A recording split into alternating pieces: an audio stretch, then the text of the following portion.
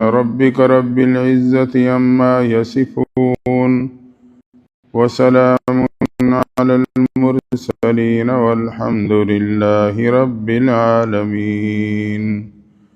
درود شریف. اللهم صل على سيدنا ومولانا محمد وعلى آل سيدنا ومولانا محمد وبارك وسلم وصل عليه.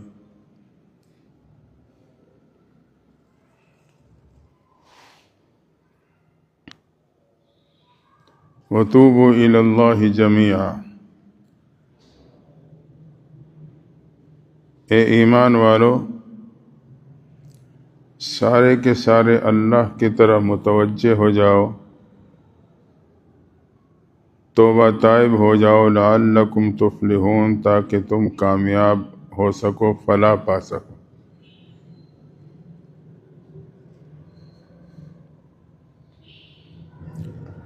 اعمال دو قسم کے ہوتے ہیں، نیکی اور گناہ۔ نیکی سے دل منور ہوتا ہے اور گناہ سے دل سیاہ ہو جاتا ہے۔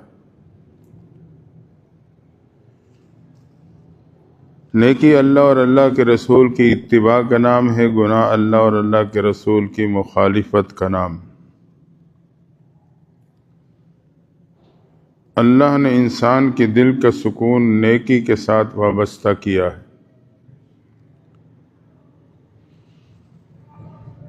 جب کہ دل گناہ کی وجہ سے پریشان ہوتا ہے، اس کا چین لٹ جاتا ہے، نیندیں ختم ہو جاتی ہیں۔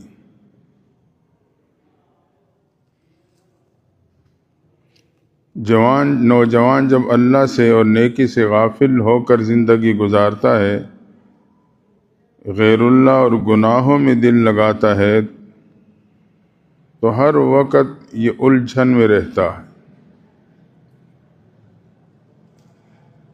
خیالوں میں ڈوبا رہتا ہے، بات کرنے کو دل نہیں چاہتا، کام کرنے کو طبیعت نہیں چاہتی۔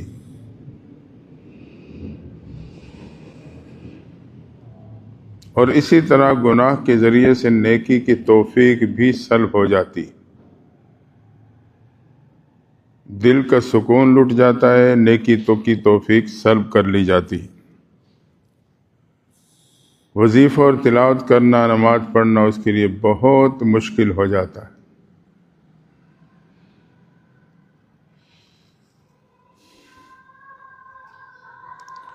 جبکہ وہ موبائل کی سکرین پہ ساری رات بیٹھا رہے گا، تنگ نہیں ہوگا۔ یہ اس گناہ کے اثرات ہیں۔ حضرت علامہ ابن تیمیہ رحمت اللہ تعالی علیہ فرماتے ہیں کہ گناہوں کی مغفرت اور بخشش کے لیے 10 اسباب ہیں۔ اگر ہم چاہیں کہ ہمارے گناہوں کی مغفرت ہو جائے، بخشش ہو جائے، تاکہ ہمیں دل کا سکون نصیب ہو جائے،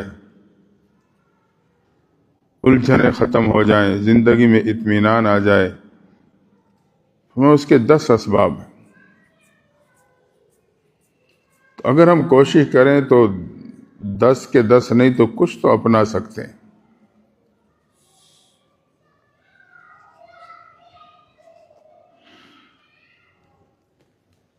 فرمایا پہلا سبب،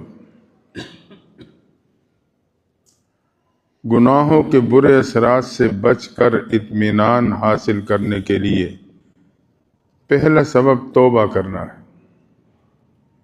توبہ کہتے ہیں متوجہ ہونا اللہ کی طرف۔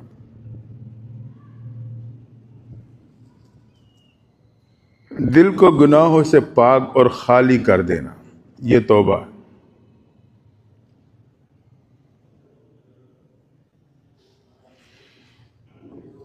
اس کی مثال آپ یوں سمجھیں